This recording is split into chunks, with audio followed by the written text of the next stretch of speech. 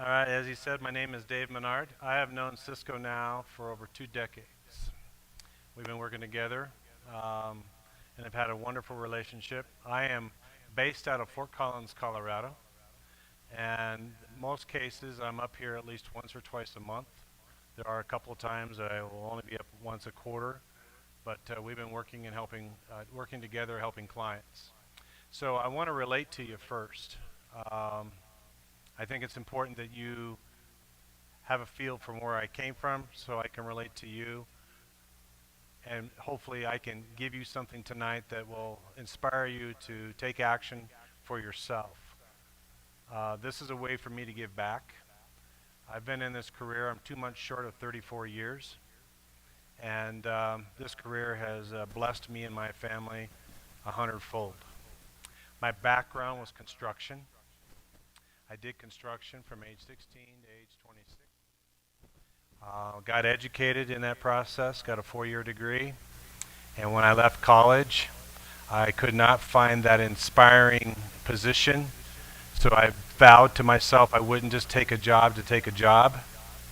And it just so happens I worked for a construction company while I was going to college, and the gentleman that owned that company at that time treated me like I was one of his sons, and he offered me and created a position for me to stay with the construction company and work with them. That was going fantastic, and then about 8.5 years into it, he had an opportunity to sell, and he sold that business to these new owners, and that next year and a half was the most miserable year and a half of my life. I was working with 3 gentlemen that were very intelligent, very smart business owners, but they had missed that train called people skills. They missed that train, and they didn't treat their employees very well, or people in general. They didn't treat them well, and I won't. I can see it right now. It was November of 1988. I was on a job site, and it just so happens one of the gentlemen that I was not doing well with, couldn't get along with, showed up to the job site. It made everybody at the job site upset, mad, and that day I vowed. I made 2 vows. I quit on the spot. This was November of 1988, and I vowed 2 things. Number 1, I would never do construction ever again, and number 2, I would never work for this company ever again. Now, in 1988, there were no cell phones. There were no internet. There was no computers, except big honking ones, right? And when I got home late Friday, after I finally calmed down, I put together 50 resumes. And I did that from Friday to Sunday. On Monday, I did a mass mailing.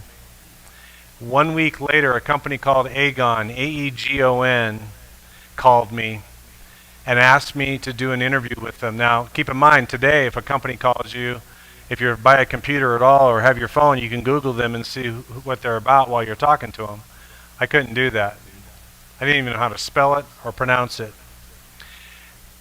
Fortunate for me, they told me that they were interviewing people over at a college nearby me, and I just prayed that that college did their job and made sure this company was legit, and I said, okay, I'll go ahead and go. Now here's what's interesting about all this. In 1988, for the ones that are old enough, you'll remember this. In 1988, we had serious oil problems in 1988. We had serious inflation problems, 21% inflation in 1988, and unemployment was out of this world in 1988. I go to that interview thinking it might be just me and a few people. I'm here to tell you that room was packed. I was 26 years of age, and that room was packed with people in their 40s, their 50s, and their 60s with years of experience, which I did not have. Anyway, they had a lady do a presentation about the opportunity, and the opportunity was about showing people how to start preparing themselves and saving money for their future. And I listened to that presentation, and I felt the whole entire time I was there, she was talking to me. I was educated, but I was not making good decisions about my money at all. As a matter of fact, my father, wonderful father, he's not with us now, he's passed, But my father had a philosophy that I bought, and so did my brothers. His philosophy was pay your bills, pay your taxes, whatever's left is yours. I didn't realize at the time how that philosophy was not a good philosophy. See, paying your bills was a good philosophy. Paying your taxes is a good philosophy. But that third part, whatever's left is yours, that's not a good philosophy. I didn't realize it at the time. I was 26 years of age. I lived in the United States of America. I had 10 years under my belt in work. And basically I was broke. That's where I was. So at the end of the presentation, I went up to that person and I told them, I thought your presentation was awesome. I liked your concepts. I would love to hear from you if possible.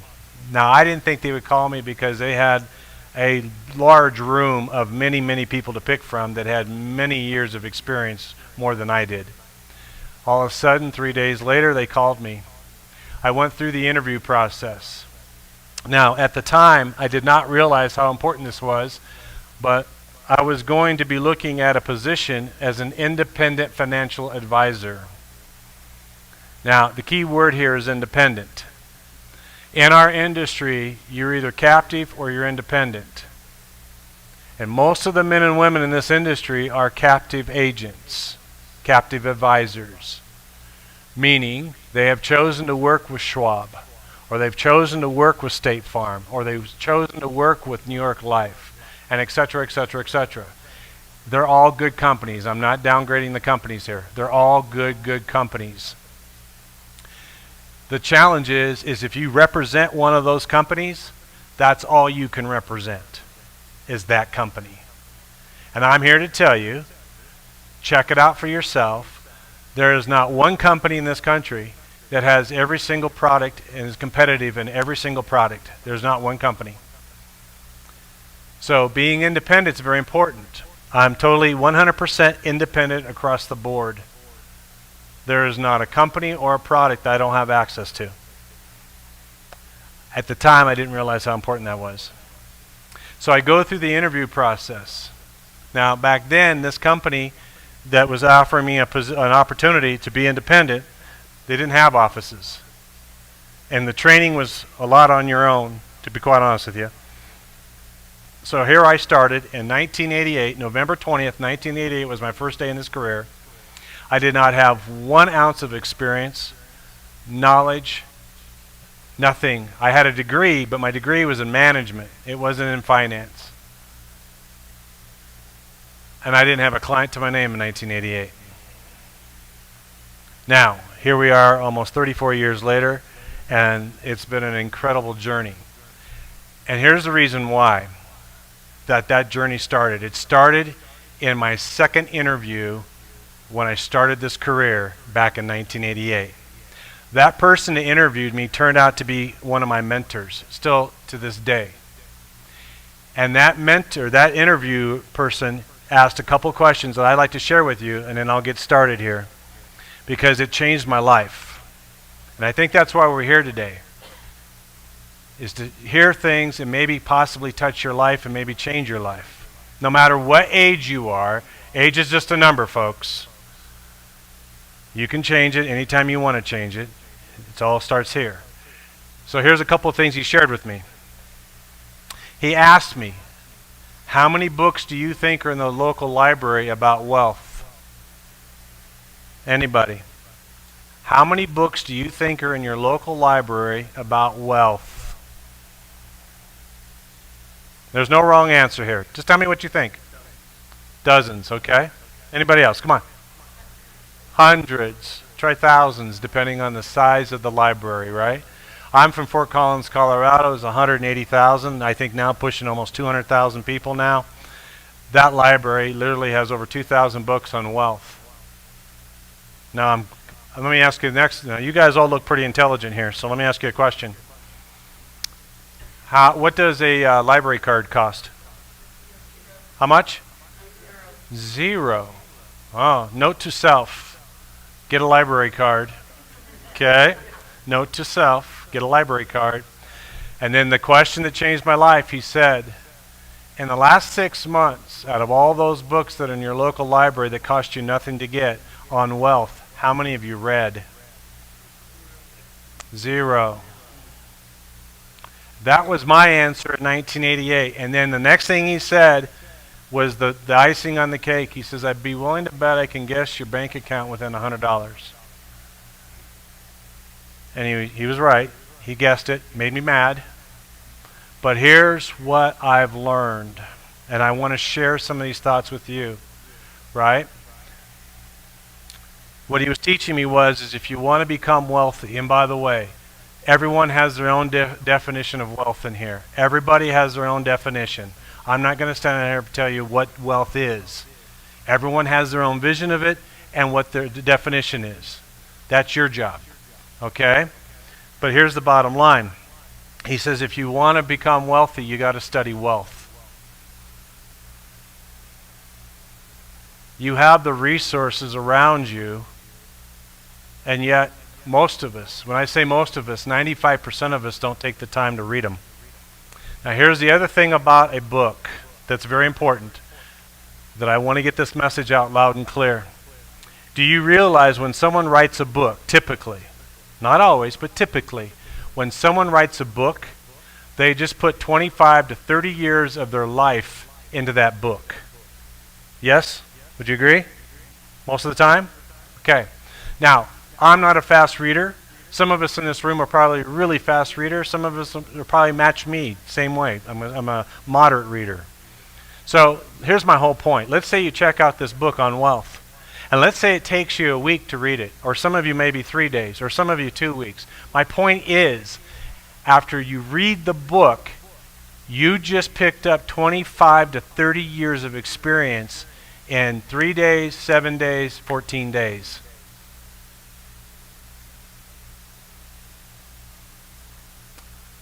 I became a sponge in a bucket from that point on, still to this day. I just turned 60. If you could come to my office, you would see a library that most people don't ever see. And I've read every book. I've listened to every CD, every tape series. I've done it all. And I'm still doing it. I'm still searching. Because what I found out is the knowledge I have, I can give to other people. The reason I said yes tonight is this is a way for me to give back. This career has blessed me I just can't even tell you how much it's blessed me. So it's a way to help inspire people and make them realize what is happening in your life financially does not have to be that way. It's your choice. It's a matter of just taking some time, taking some action, and making some changes. You don't have to be wealthy. I remember when I started my career, that person that interviewed me became my trainer, eventually became my mentor. But when he came to my apartment to get me started for my own financial plan and my own stuff, right? I couldn't even afford $1 a day, $30 a month, $1 a day. That's where I was in my life at that time. That's why I'm sharing this story with you, so I can relate to you.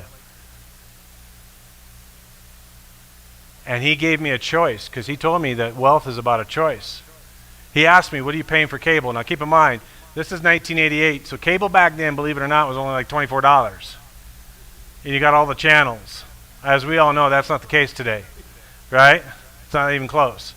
Bottom line is, he says, well, let me ask you a question. What's more important to you, that cable TV or putting $1 away a day for your future? And I made a decision. The very next morning, I canceled my cable TV. Now, I have to be honest with you. That first week with no cable TV about drove me nuts. But then after a week, it went into 2 weeks, 3 weeks, I didn't miss it. And that was the process of change. The process of change. Okay. So that's why I wanted to share that with you. Because I want to let you know, my father had a 8th grade level education. My mother had a high school education. I had 6 brothers. We all lived in a 3-bedroom house, little dinky house, 1 bathroom, right? I share this with you because my mom and dad were fantastic parents, but in our household, My dad did everything he could to make sure we had food, clothing, and shelter. That was it. Anything else beyond that, you had to go make it happen yourself. Okay? So I share that so I can relate. Cisco? I don't know if we have enough copies, but if you could pass these out, please.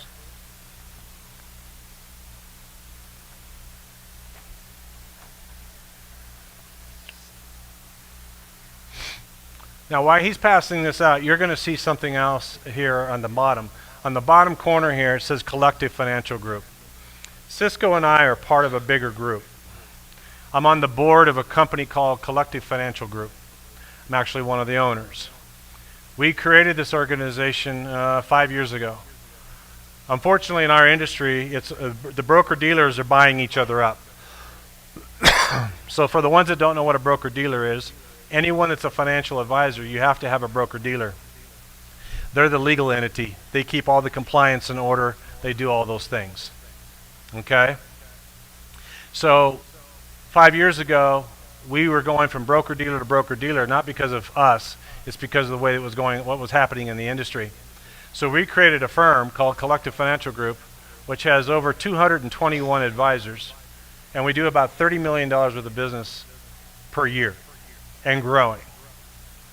And we do all forms of business, from investing to life insurance, you name it, we do it. So I wanted to make sure that's clear because you're going to see it there. This is something that I designed along with my board members at Collective Financial Group to help folks like yourself and help me get things across to you.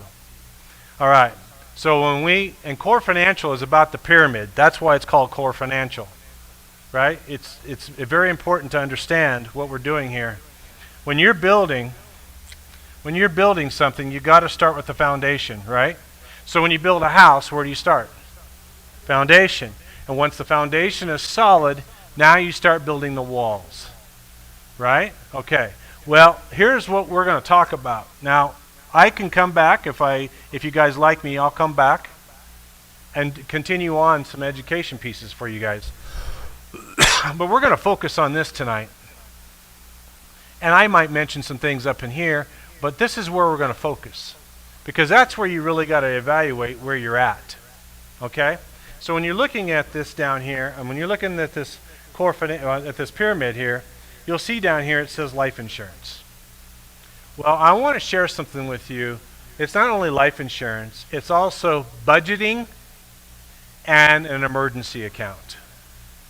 Now, this is where people start looking at me going, Dave, okay, I'm having a hard enough time to make ends meet. I was there. I know this. I relate. I don't forget where I came from.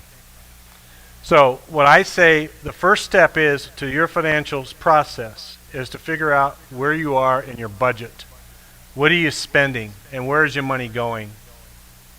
I want to share a story with you because every story I share with you is true. So this was back in 1990. I went and saw this couple. And it was a summer evening, and when I went to their home, and as I got out of my car going up to the front door, the garage door was open and I could see motorcycles, I could see ski jets, I could see where their money was going is what I'm trying to get at here. Right? I go in there. They have no kids. They're making good money between the two of them, really good money. But yet, the entire time I'm there, they're telling me how they have no money to invest. No money at all. And I felt that they were being sincere. Well, let me share something with you. I was there for 1 hour and 15 minutes. Now, this is no exaggeration. During my 1 hour and 15 minutes visiting with this couple, she drank 3 Pepsis, cans of Pepsis. He drank 4 Mountain Dews, and he ate a whole roll of Certs. And they're telling me they have no money. Now, this next piece, I have no idea why I did what I did, but I felt like I needed to do something because I saw a couple going down the wrong path. His name was Scott. I looked at Scott. I said, Scott, get your shoes on. He says, why? I said, just get your shoes on. I looked at his wife, Linda, and I said, Linda, we'll be right back in 20 minutes. Where are you going? I said, don't worry about it. We'll be back in 20 minutes. So I took Scott. We went down to the nearest 7-Eleven. We bought 2 little notepads and 2 pencils. Now, it just so happens I was there on the last day of the month. Last day of the month. And I came back, and I sat them both down, and I said, here's what you're going to do. You're going to keep track of every penny you spend. I don't care if it's a nickel. I don't care if it's a penny. I don't care if it's a quarter. You keep track of every penny you spend for the next 30 days. And I'll be back. And I was. Next month, on the first day of the month, I was there. You want to take a guess what they found out about themselves of how much they were spending on soda? Want to take a guess? It was $275 for the month for soda. Now here's what's interesting. They found out some other things about their spending habits too. See, they were telling me they couldn't afford to put money away. In all reality, they had the money. They were just making bad decisions. They didn't know where their money was going. You know the difference between rich and poor, right? The difference between rich and poor? Here's the difference. The difference is rich people invest their money first and then invest what's left. Spend what's left, excuse me. They invest money first and then spend what's left. Poor people will nickel and dime themselves to death, spend their money, and there's never any money to invest. It's all about habits. That's what it's about. Now here's the good end of the story. They're still clients to this day. So they're going on 3 decades with me now. And they're also now doing over $2,000 a month in investing with me. Now that didn't happen overnight. That happened over decades, is what I'm trying to get at. Because I taught them how money works. See, what I want to do tonight is talk about how to protect your future first. That's this square right here. We got to protect the future. So when a bad curveball comes in life, because life does throw curveballs, yes? Correct? All right, we got to do our best to be ready for those curveballs. That's what we're going to talk about tonight. Okay? So that first square, number 1, budgeting. I challenge you. Look at where your money's going. Again, I'm not coming to your home. I'm not going to call you and say, hey, did you do this? No, it's up to you. Right? I ask you to walk away from the 95%. Do the opposite of what the 95% of the population does. That's how simple this is. Okay? Budgeting. Number 2, emergency account. You got to have an emergency account. Now, I want to make this very clear. There's savings and there's an emergency account. Okay? Your savings account is going to be, hey, let's go out and have Pizza Hut tonight. That's your savings account. Or, hey, I need a new pair of shoes. That's your savings account. Refrigerator goes out. That's called an emergency account. I can't work for 3 months. That's called an emergency account. So in that emergency account, and then this is where people start looking at me with glassy eyes, understand you build it with time, right? Emergency account, you need 6 to 9 months worth of money in your emergency account. Now, here's what I mean by emergency account. It means be able to pay your mortgage or your rent for 9 months. Or 6 months, whatever you want to do here. It means you can pay your light bill for 6 months or 9 months. It means you can buy groceries. You can buy gas. So it's going to be a pretty nice chunk of change. But that is your emergency account. That's what you work on. That's very, very important.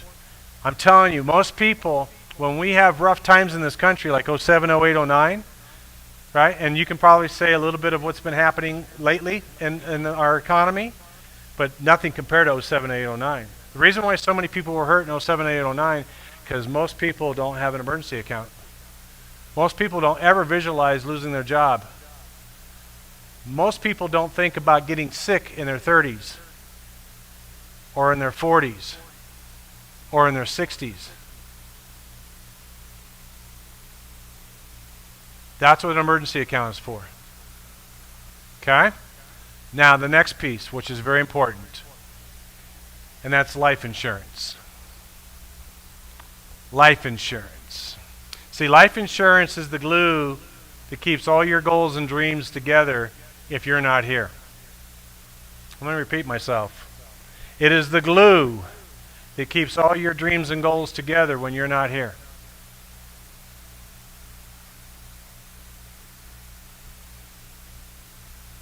So here we go. 2007, I lost 2 brothers. One to a blood clot, one to cancer. 4 months apart. Both of those brothers were married. The 38-year-old had a 1-year-old when he passed away. The 43-year-old had triplets age 5 when he passed away. Because of my persistency and working with them, my brothers had the right life insurance in place, meaning they had the right amount in place. Now that 38-year-old brother that passed away, he'll be gone 15 years coming up August 22nd of this month. His daughter has grown up into a beautiful young lady. She's a junior in high school, has got dreams of going to school, becoming a veterinarian. And you know what the best part about it is? Because of the life insurance policy, that child, my niece, can go to any school she wants to go to. My 2 sister-in-laws have been able to live comfortable lives because of life insurance. It did not make them wealthy, but what it's allowed them to do is they're able to live their lives as if my brothers were here. It keeps paying on even years after years after years after years. Both of my sister-in-laws also have all the retirement accounts my brothers had. Those have been growing for the last 15 years because I made it very clear to my sister-in-laws. Those are retirement accounts, and that's what they're going to be for you when you reach retirement. The life insurance is about keeping things as same as possible when that event happens. It's what keeps everything together. Because you have to ask yourself, and Cisco, you notice Cisco dressed up really nice for tonight. Uh-huh.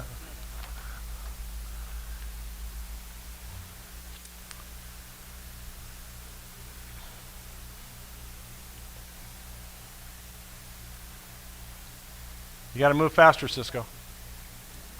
You're holding me up. I don't know if I have enough copies, so. No, that's what I'm saying. If you're out, yeah.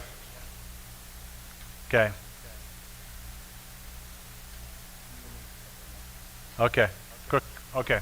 So for the ones, he'll get you some copies, but I want to go ahead and keep moving here. Here we go. Reasons not to buy life insurance. These are the 6 reasons I've heard over 34 years. Now some of you are laughing because that must mean you found one that you've used. All right? Number 1, you are never going to die. Number 2, you will inherit a fortune. I don't see anyone jumping up and down yet. Number 3, you're going to win the lottery. Now how many, be honest, how many played the lottery here last time? Was that $1 billion? Come on, be honest. Okay. Number 4, here's a good one. Your children are going to support you. Now, a lot of laughs there. Okay. Number 5, you're never going to retire.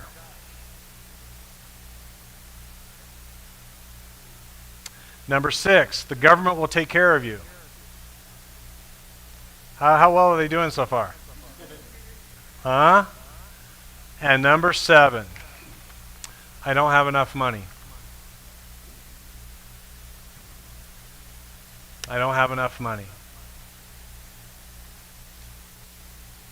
These are the top reasons I hear all the time. Some of them are in here for humor, but the bottom line is this is the kind of excuses we use in our mindset. And we don't understand the power of life insurance and what we should be doing with life insurance. See, life insurance is to make sure it covers all your final expenses. And by the way, final expense is more than just your funeral expenses. This whole ball game has changed. So I'll give you a good example. My 38-year-old brother that passed away with cancer, he worked with Comcast. Comcast had excellent health insurance benefits. Excellent. However, when the dust settled, about 10 days after he passed away, my sister-in-law got a bill from the hospital for $35,000 that Comcast was not going to cover.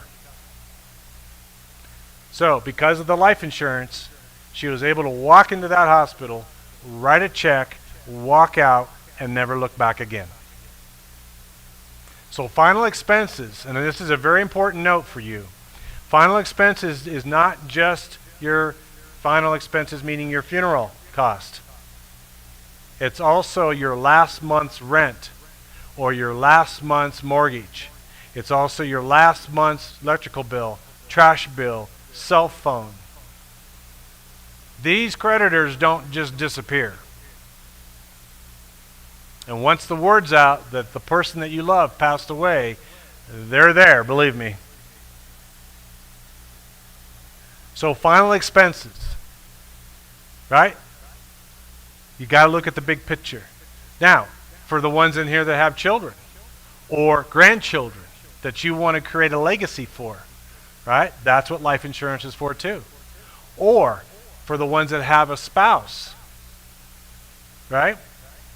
And you didn't put a lot of money away for retirement. Did you guys realize by a stroke of a pen when you signed in a life insurance application, and let's just use an example. Let's say you purchased a $100,000 life insurance policy. Do you realize by a stroke of a pen you just created a $100,000 estate, a $100,000 bank account? Here's the best part. And if you didn't know this, because I find that it does amaze me, but I find a lot of people don't know this. Life insurance proceeds are 100% tax-free. Let me repeat myself again. Life insurance proceeds are 100% tax-free. So today's Monday. On Friday, on the 12th, I drove to Erie, Colorado. My client, her husband, passed away in an airplane accident. I handed to her and a check for $2 million tax-free. Now understand that $2 million isn't to party on. She's got 2 kids in college. She's got a mortgage. She's got other expenses. That $2 million represents 20 years worth of income. That's what it represents. But it allows her to give her time to breathe, get herself back together, get her family together, and be able to take care of them as if Robert was there.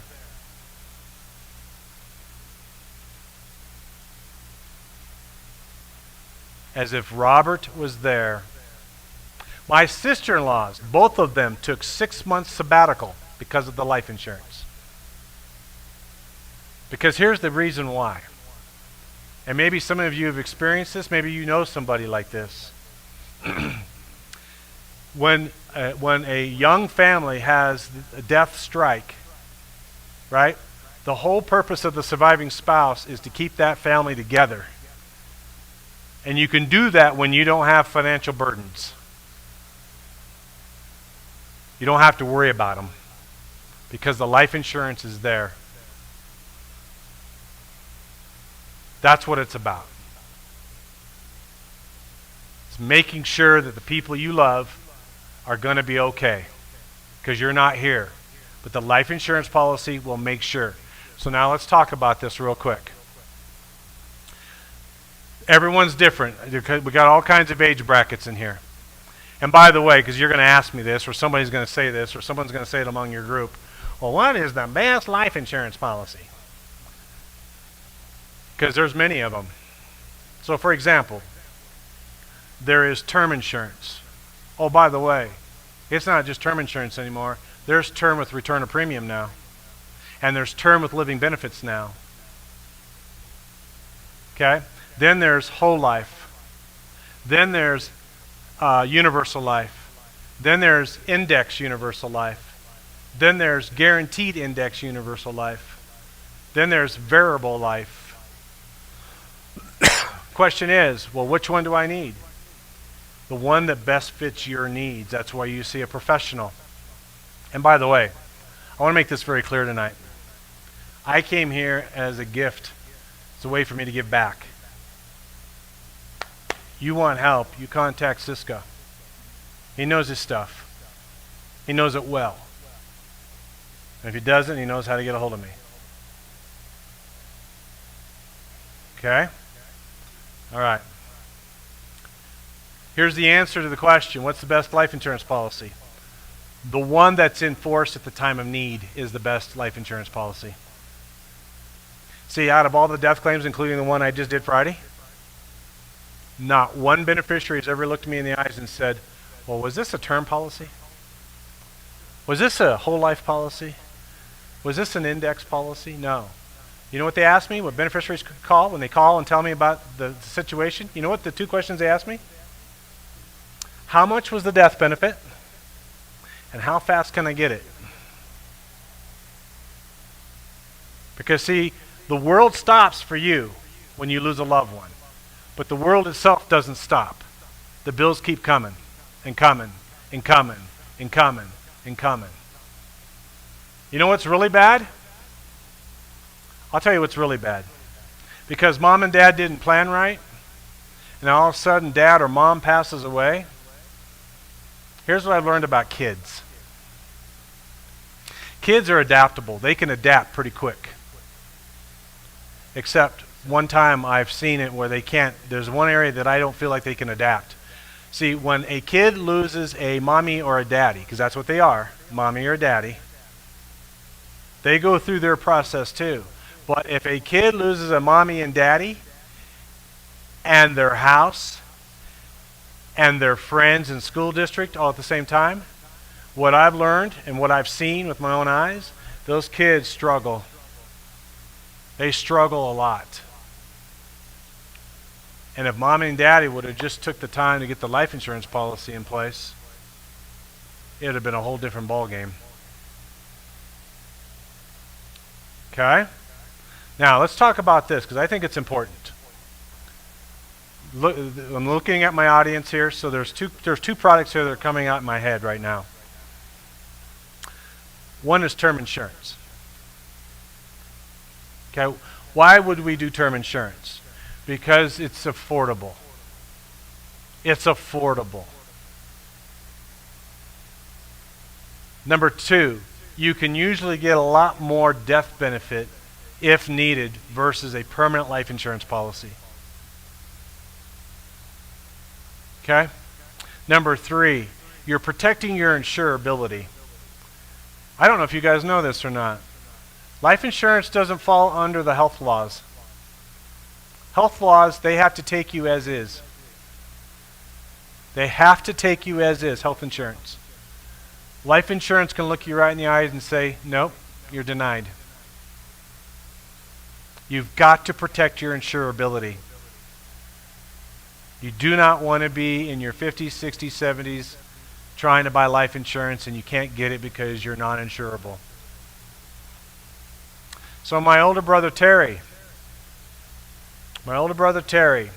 back in the day he worked for Hewlett-Packard,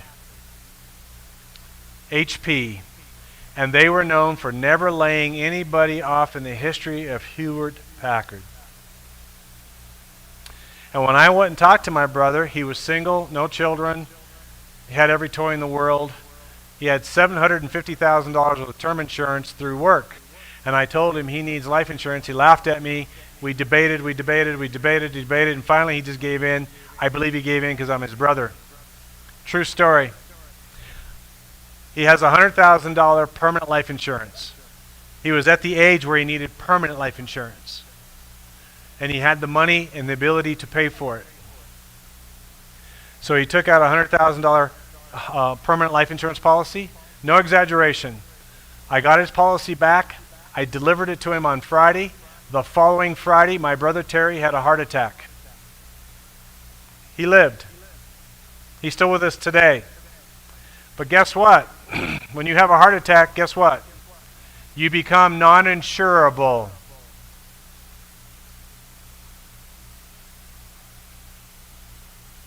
Now, here's the other part of the story that you need to know.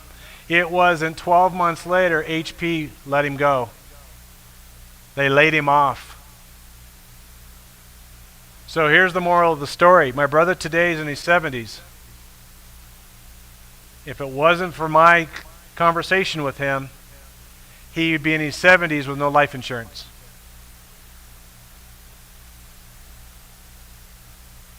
If you have young children, and you've got young children or grandchildren in this room, out there, outside these doors and walls, that have no protection on them, you're running a bad game. That's a 50-50 crapshoot, not in your favor. Protect their insurability. Now, here's the only drawback of term insurance. You could outlive it.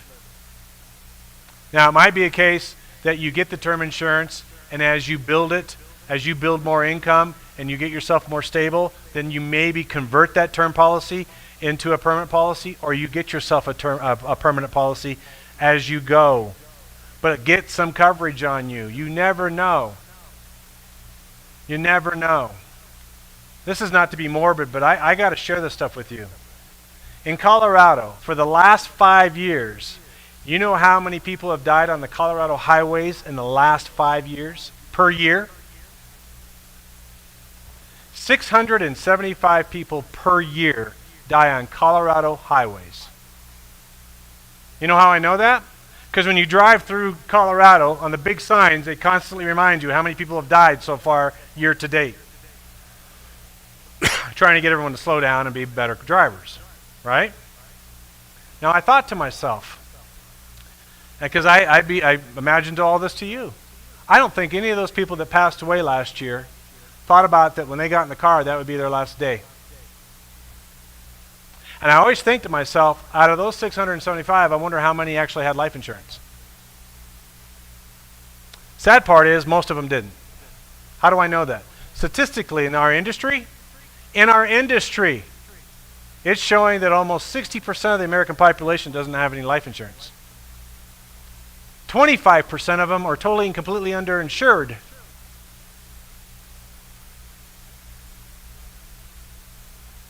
It's a problem. See, if you passed away and you don't have life insurance, then who's in your family going to have to step up to the plate to pay for it? You know what drives me nuts the most? I was in Torrington, Wyoming. I don't know if you guys have ever been to Torrington, Wyoming, but you're not missing much if you've never been there. Bottom line is, it's a really small town in Torrington, Wyoming. You know what drives me nuts? And it's not this is the last place I was, so that's why it's fresh in my mind. And I've seen it many other places, but what drives me nuts is I go into the convenience store, and right by the cash register is a jar with a photo of this person that passed away, asking for your change to pay for their funeral. It drives me nuts. For 50 cents a day, or 83 cents a day, or $1 a day, and maybe your age, maybe $2 a day, you could take care of that with a life insurance policy. The other policy that I want to talk about, based on the age of the room here, is a final expense policy.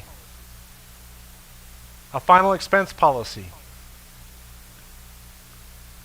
All right? Because you can get them today. There's no exams.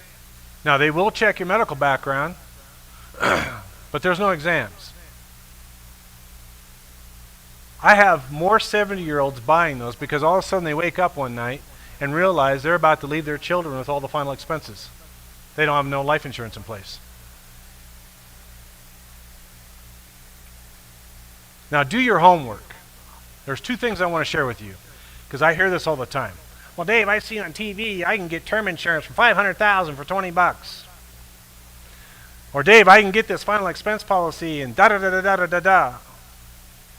Okay, anything that's on TV, honest God truth, anything on TV, if they're selling term insurance, It's known as ART. You might want to write this down. It's called ART. ART stands for annual renewable term. All of it is annual renewable term. Which means you might start off at $20 if you qualify. Because you got to remember, if you watch those commercials, they tell you real slow, and then when it comes down to that disclosure, they talk 100 miles an hour. Right? Annual renewable term means every year your premium goes up. And there are some of those TV commercials that will sell you ART, and when you turn a certain age, your life insurance gets cut in half and the premium stays the same. Do your homework. Work with a professional. Final expense policies. AARP is one of them. Drives me nuts. Because they're supposed to be out there as an advocate for the seniors. They will sell a final expense policy, but when you turn, I think, 70 and 75, they cut the death benefit and the premium stays the same. The policies we represent, death benefit stays level the entire time and your premium never goes up. Period. In writing. We represent products that will make a difference in people's lives. Okay, so here we go. Foundation. You got to build the foundation.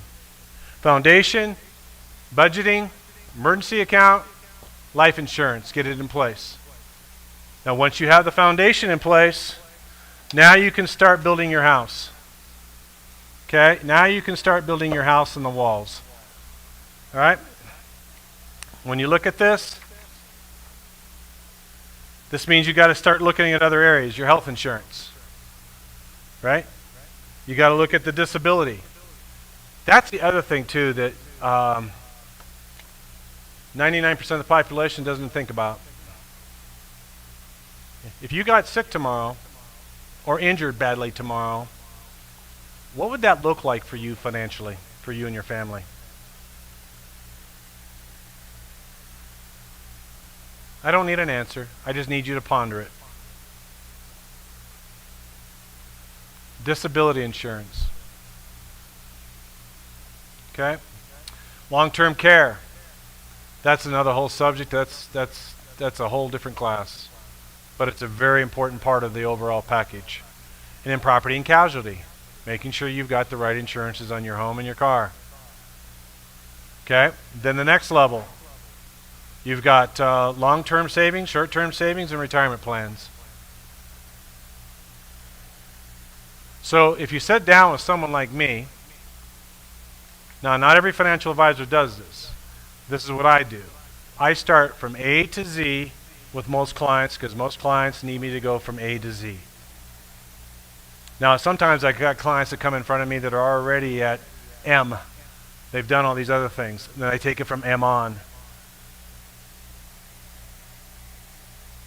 See, the thing about a financial advisor or an agent that's working with you is just reinsurance. It's knowing that they're going to be there for you. That's why Cisco, and I'm not saying that, I would say this even if he wasn't in the room tonight. I've watched Cisco start this career 2 decades ago, just like I did, not knowing much. Just having faith and doing what's right for people. And today, I don't care where I go with Cisco. I don't care where I go.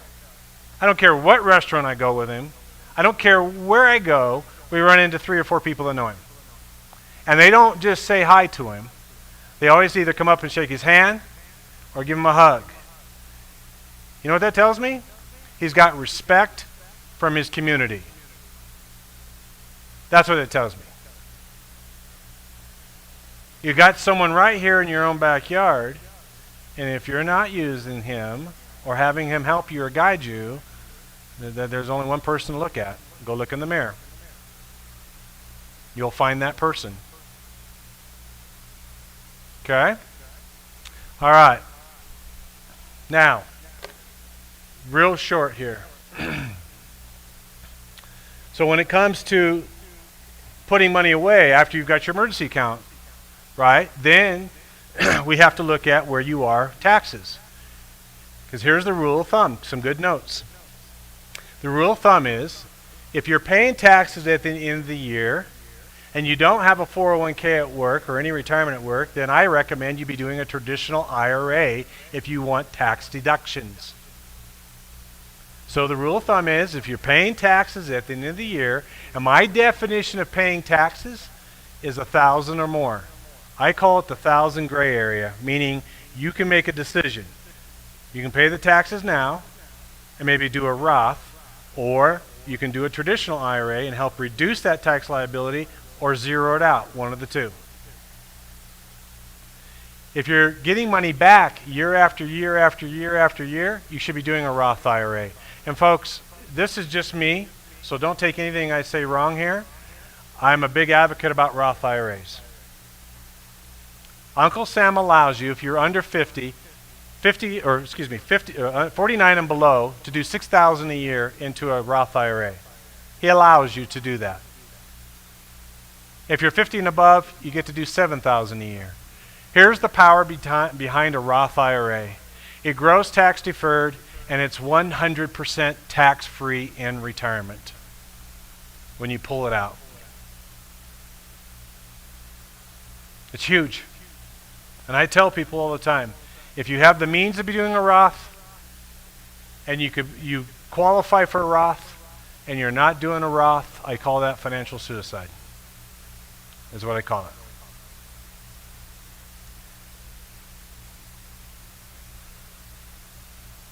It's just a matter of saying, hey, matter of fact, once you get to know me, if you listen to my voicemail on my phones, if you get something from me in the mail, everything I have, it says at the bottom, pay yourself first. You got to treat yourself like a bill. There must be an envelope every month that you put money into for you, for your future. Now, that envelope could be a Roth IRA. That envelope could be a traditional IRA. That envelope could be a 401k. That envelope could be a 457 at work. It could be a 403b. It could be a 401a. Whatever it is, you got to have that envelope, because I'm going to tell you something. In my 34 years, almost 34 years, I have never, ever, ever, ever, ever, ever, ever had a client look at me in the eyes and said, I saved way too much money. But I have had hundreds, including one today, told me they wish they would have started a lot earlier. The miracle of compound interest. Have the money work for you, not you working for it. To be real honest with you. Because back in 1988, I'll finish on a couple things here. In 1988, when I was doing construction, we'd work 15, 16, sometimes 17-hour days. And I would come home exhausted, and I'd be filthy. I choked down some food which was not good for me, because I was just choking it down. Whatever got in front of me, I ate it. And then I go to bed and do the vicious cycle again over and over and over and over and over and over. And I did that for the longest time. And then I started studying wealth. And here's what's changed. In my early years of my life, I went out and earned the money. And when I went to bed at night, my money wasn't working. I have to be honest with you, because I'm very blessed. I'm a blessed man. When I go to bed at night, my money works 10 times harder than I do. Because I took the time to read. I took the time to read. I took the time to ask questions. You know, it's very funny. How much did this cost you to come? How much was there a ticket tonight? Because I didn't get a cut on it, Cisco. No tickets? No tickets. Okay. So it was free. Kind of like a library card, right? And yet, look around. What do you see? What's that? That's right. Because they all had different excuses, what I call them, right? I'm busy, I'm tired, had a long day today. Whatever reason they gave themselves, it was a legit reason in their mindset. not knowing that maybe, and I hope I touched you somehow, maybe there's some information here. Maybe for the older generation in here, you can go back home and share this with your kids, share this with your grandchildren. Teach them about money, understanding money. Now, I'm going to give you a book that I think every 18-year-old should be required to read before they leave high school. It's called Tax-Free Retirement by Patrick Kelly. It's an easy read. It's no big, thick book. It's a real small book. But it's called Tax-Free Retirement by Patrick Kelly. You go on Amazon. It's the best $7 you'll ever spend. And for most of you, you'll read it in one day. And for most of you, you'll probably do the same thing I did when I read it. You're going to probably say, I think, you'll say, how come I didn't know about this when I was 18? Why is this not common knowledge? That's what I recommend. Let me give me a second here to look some things over here.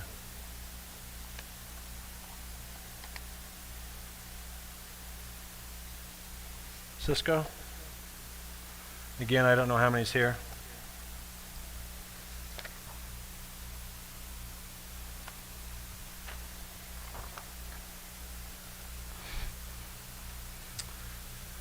When I was asked to do this, I thought I'd put something together to help people understand. I try to do things to make it simple. I believe in the KISS system. Keep it simple. Keep it simple for the people.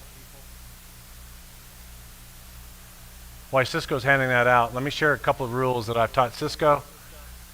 I've got other advisors that work with me. I've had two simple rules for 34 years. Two simple rules. Rule number 1.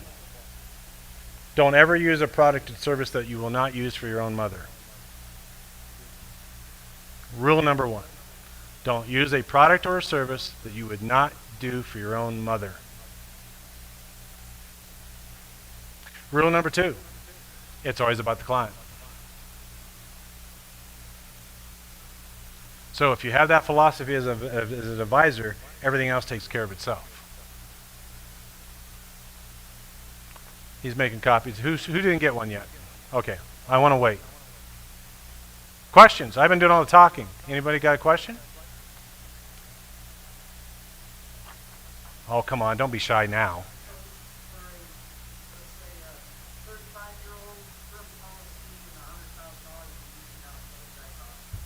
Well, depending on, let's just say they got standard rating. Let's just keep it simple. Non-tobacco, probably less than $30, probably $25.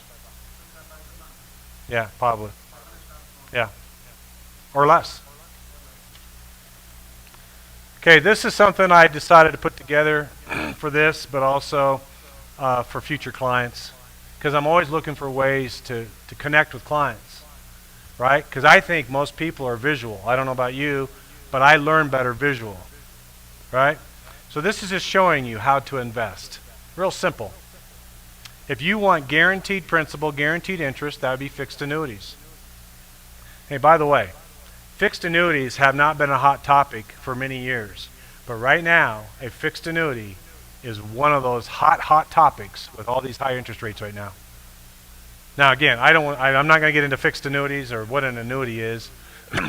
You all have computers. You can go home and Google fixed annuity and do some reading. Or go get your local library card and go use it. Right? Okay.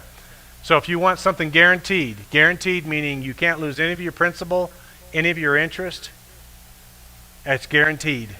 And you're going to get a guaranteed interest rate. Those interest rates right now are very competitive. Okay. Next one, guaranteed principal and interest unknown. That's a fixed indexed annuity, which means you can't lose any of your principal or your interest, but we don't know what the interest rate's going to be because it's going to go from month to month. It's a little different. Okay, next one, market-driven investments. That's mutual funds, that's brokerage accounts, that's managed money or advisory accounts. Okay? And you might not know some of these terms, that's fine. I didn't know them either in 1988. But what I learned was I could read. I can ask questions. Okay, and then if you want market-driven investments with insurance protection and guaranteed income, that's variable annuities. Whole different animal. These are all the different things, all the different ways. Then there's real estate. There's gold, there's silver. And by the way,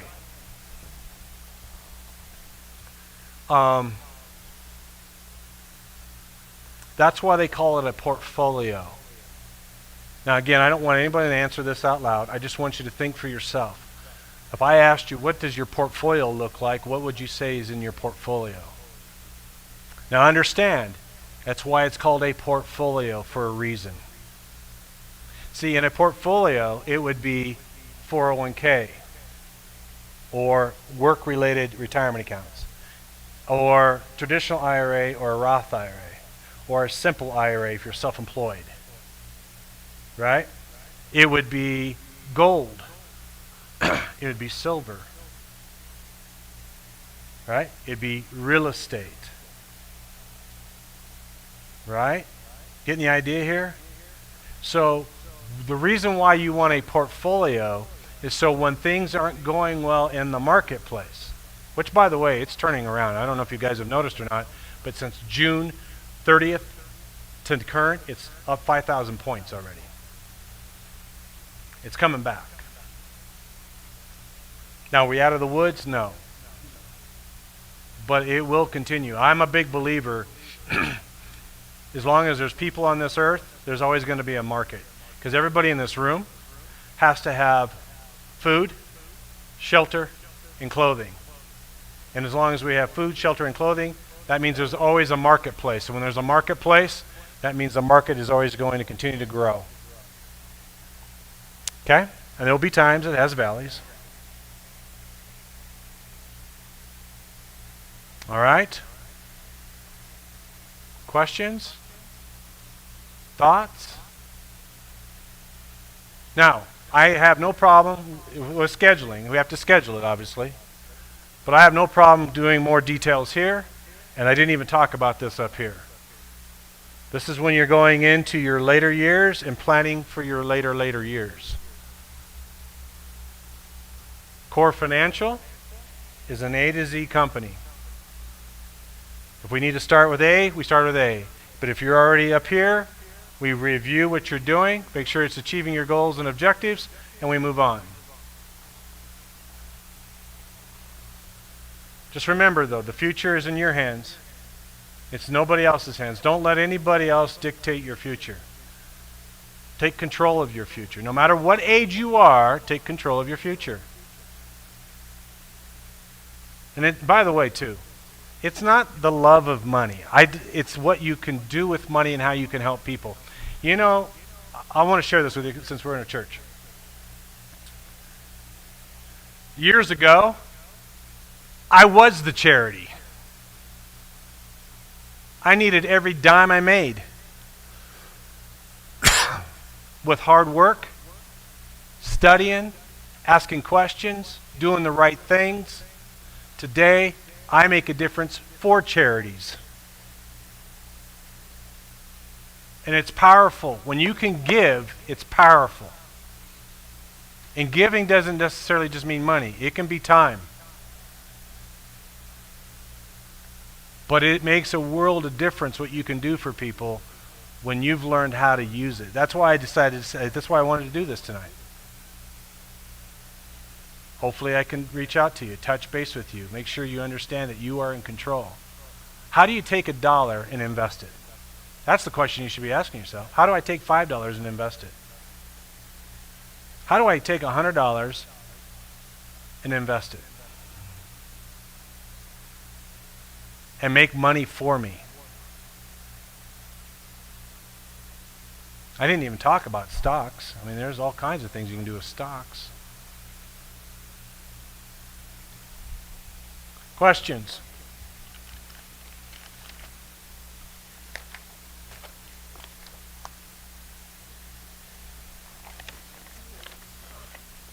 No. Never. Here's the reason why. That's a great question. It's never too late. Matter of fact, the hair on my neck stands up when I hear that stuff. Because I'll tell you why. Whatever you do between now and when that time you need it is going to be better than what? That's my point. So yeah, so let's say you started late. Maybe you are in your upper years and you're starting late. Well, I'm here to tell you the average female today is living to 88 to 92 years of age. Okay? Males are living to age 85 to 90. We're living a lot longer than we ever imagined. And so whatever you have, it's going to make it better or help you through that process. I tell people all the time, you know what's worse than being dead broke at 65? What's that?